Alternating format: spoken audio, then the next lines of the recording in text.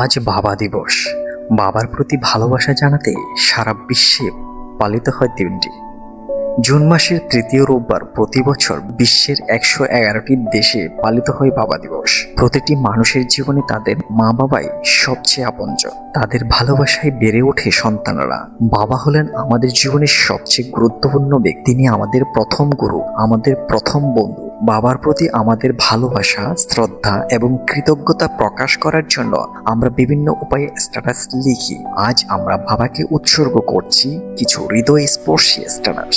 একজন নারী স্বামীর কাছে হয়তো রানী নাও হতে পারেন, কিন্তু প্রত্যেকটি বাবার কাছে তার মেয়ে রাজকন্যা।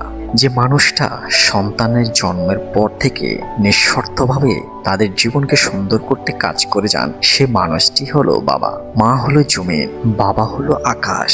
আমরা সেই আকাশের নিরাপদ পাখি। একজন বাবা যখন ছেলেকে দেন তখন বাবা ছেলে দুজনেই হাসেন, কিন্তু বড় হয়ে ছেলে যখন বাবাকে সামান্য কিছু দেন তখন দুজনেই কাঁদেন। বাবারা হাজার পরিশ্রম করেও ক্লান্ত হয় না, কষ্ট পান না, কিন্তু সন্তানের আবদার মেটাতে না পারলে তারা কষ্ট পায়। একটি সংসারের জন্য বাবা হলো বটগাছের মতো। এটি না থাকলে মূল্য ভালোভাবে বোঝা যায়। বাবার হাতটা পৃথিবীর সব থেকে নিরাপদ ও বিশ্বস্ত হাত। বাবারা দাঁতের মতো, ভীষণ প্রয়োজনীয়, কিন্তু তবুও কেউ পাত্তা দেয় না। যখন চলে যায় আফসোস ছাড়া কিছুই করার থাকে না। ইসলামের নীতি অনুযায়ী বাবা দিবস পালনের কোনো সুযোগ নেই, কিন্তু ইসলাম বাবা মায়ের প্রতি অত্যন্ত গুরুত্ব দিয়েছেন। তাদের সেবা যত্ন করা, তাদের সঙ্গে সদাচরণ করার নির্দেশ দিয়েছেন। তাদের মান্য করা ইসলামের দৃষ্টিতে ফরজ।